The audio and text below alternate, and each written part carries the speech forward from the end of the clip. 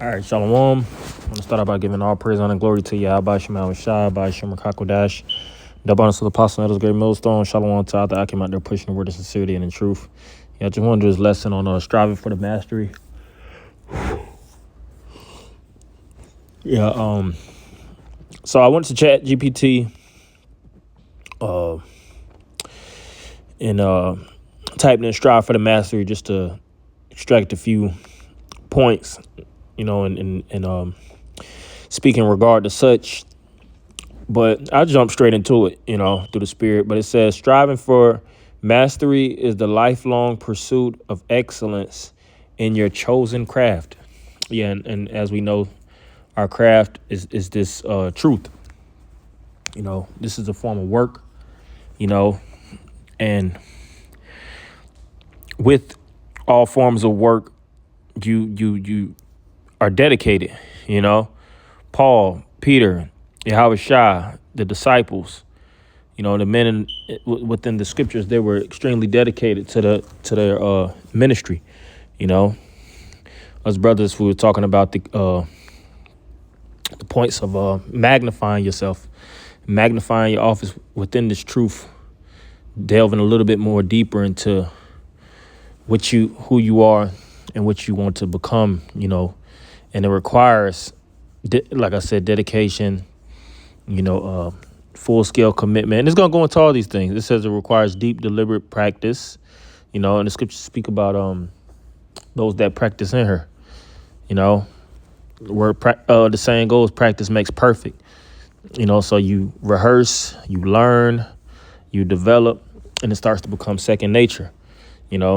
Brothers don't have to sit each other down and remind each other, oh, you're not supposed to eat pork, because it's second nature. Now, did we know that initially? No. It says in Titus, we were once foolish.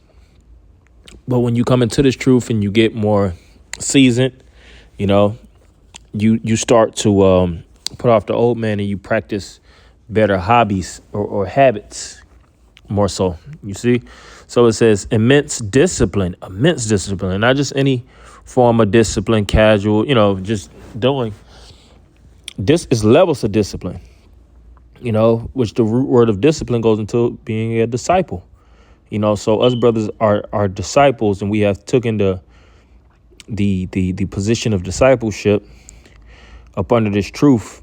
And as a disciple, you have to stay on top. That's an office, Like if you read about the 12 disciples which became apostles, they were extremely attached to Yahweh Shai, his teachings. They were learning. They were immersing themselves fully within the truth to become more dedicated stewards. They were putting off the old man, and they stayed on the full course. So it says, as noted in biblical and philosophical teachings, genuine mastery requires following the rules of the game rather than taking shortcuts. Yeah, and it is, I think Michael Jordan said, you shortcut the game will shortcut you, So you go through your necessary steps, you go take your bumps and bruises on the walk, because that's what solidifies you. If you watch these athletes, which I'm going to go into that because Paul likened this unto athletes onto a race. And you see that you can't take brothers that's in their respective fields of whatever they do as far as athleticism. Some brothers, or that you watch it, if you watch basketball, football, whatever sports, you see those men are dedicated. They don't put off months, they don't put off years.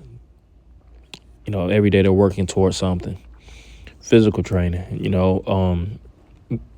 like they have a certain amount of shots, conditioning, doing certain things to add balance into themselves, their explosiveness, getting adequate amounts of rest, and they have nutritionists. They're not just, they don't just wake up and throw the ball in the hoop. That stuff did not, those skills, because it is a form of skills that they develop. They didn't gain those overnight. It took immense dedication. You know, sometimes you got to take your hats off to how dedicated certain people is in their field of interest, because it shows that they wasn't bullshitting. You know, I know sometimes Jacob Baum, certain athletes, everybody has their favorites and their, critique. But, when you see how certain people perform, you're like, yeah, you really don't have no choice but to respect it, because that man put in that work. And it's the same thing with this truth. People don't have no choice but to respect how eloquent we go through these words, go through these definitions, these breakdowns, the history, the inner workings of the spirit, of how it factors in and plays in today's time. So it says, observing the landscape, the apprenticeship phase, which we all are apprentices that have, some brothers have grown to be masters. But, we're always students of the field. Observing the landscape, absorbing foundational knowledge, and learning how to work effectively. Yeah, this isn't just any type of work. You work effectively, as it is the saying here speaks in regards to. The creative active phase, breaking out of established patterns and moving from learning to doing with deep, relentless practice. Yeah, so that's the next stages. It's always next steps of development to be the better version of yourself in the spirit. The creative active phase, breaking out of established patterns and moving from learning to doing with deep, relentless practice and mastery, reaching an intuitive, fluid understanding of your field where you can innovate and execute with elite precision. And that's the highest form. That's why the scripture says, speaking about being a master, we're not just in this truth just to, be basic. Now you get the basics, but you don't end it with the basics. The basics are essential. It's super, super important, but us brothers within this wisdom, knowledge, and understanding, we look to become masters, where you get the basics and then you take it to that next advanced stage, Like it says, the elite, which the elite goes into the elect.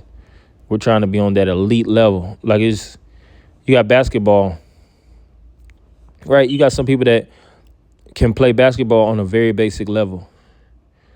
Still decent, but they're not elite. Elite is an elite basketball player versus a basic basketball player. That elite player is gonna beat them. That's a fact. It's not opinion. If he does everything, it's a reason why you have elite. You got an elite boxer and a basic boxer. Somebody just go to the gym on Friday at the work. He might develop a good foundation. He might be pretty fast. He got the basics down. He might watch his film throughout the week. But an elite boxer is a whole nother playing field. That's why it's levels. Certain division champions, they're not fighting they're not trying to fight nobody that's basic. Somebody that is, round away individual. Like I said, might not even box. Like that's not gonna benefit. The elite want to be amongst with the elite. That's why you even have the elites on the left hand side, and they know what it took to be there. So they only have an interest in people that's on that elite level that are just as dedicated as them. And it's the same thing within this truth. It takes time. It takes dedication. It takes years. It takes studying, hardships, getting into the depths of this truth. Like I said, time is one of the most important things that you have on the side, and using it to gain this truth, that's elite. You know, on top of everything else, like the scripture says, adding in 2 Peter's, adding to all these things, that gets you to that top tier, you know. And it says if these things be in you, make it where you never fail, you know. And we're looking to put on as the elect as it is written.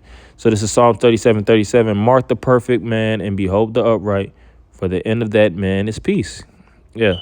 So we want to be perfect, you know, getting more and more into the root of this truth, you know, being keeping in our hearts sown the ways of righteousness, and staying out of the wicked, staying out of the path of the wicked, you know, because everything has a pulling sensation. Like Esau, he's, like I said, he's elite on the left hand side, and in order to beat somebody that's elite on the left hand side, you have to be elite on the right hand side, you know. So I just really wanted to speak in that in regards to that. I know I had a ton of other scriptures I could have went into, but just for the sake of time, you know, I'm gonna have to take it in and get ready for work and everything tomorrow, and go ahead and wrap it up. You know, I'm gonna end it by giving all praise and glory to Yahweh Shema Shai by Shemar Kakwadash. Double honors to the apostles and elders of Great Millstone. Shalom Makim.